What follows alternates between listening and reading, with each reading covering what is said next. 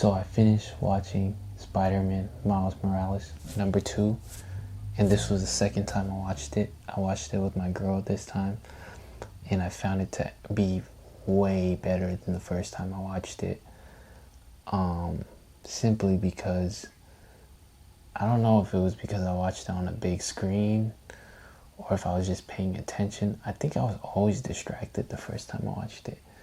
Anyways, the plot was so amazing to me. I can't believe they didn't finish the movie though. I totally forgot. I was like, why do I like this movie as much as the first one? And I didn't remember why. It was because the movie was not finished. It was a to be continued, as if the movie wasn't long enough. But man, it makes me excited for number 3, and it better be good.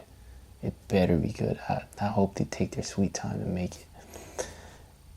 Anyways, I found my favorite part was when he had his hands on Miguel, and he was like, everybody always trying to tell me what I'm supposed to do or who I'm supposed to be.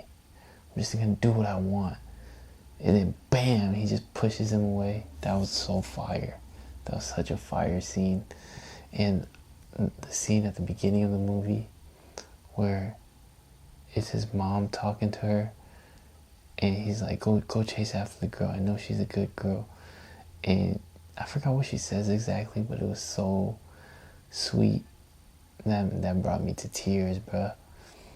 But, you know, I did some reflecting hours later when I got home, and I was like, wow, this movie was actually very inspiring, because I try to apply it to real life, and I try to apply myself as Miles Morales. And I just feel whenever it's very important that all the people that you love or I love, to factor their opinions in, but not to let it ultimately decide what I want to do.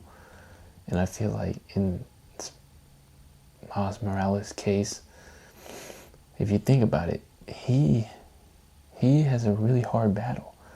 I mean, his dad doesn't even like Spider-Man, and then the love of his life, his mentor, also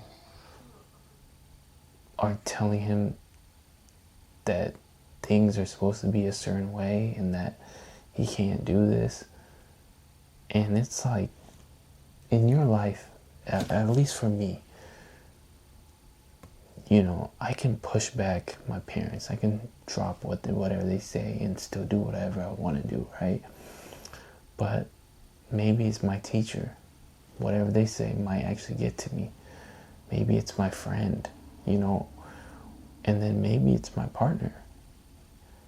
And when someone you really care about, or not so much, you care about everybody, but the ones where you like to listen to, they can really influence your decisions. And I feel like in Miles Morales' case,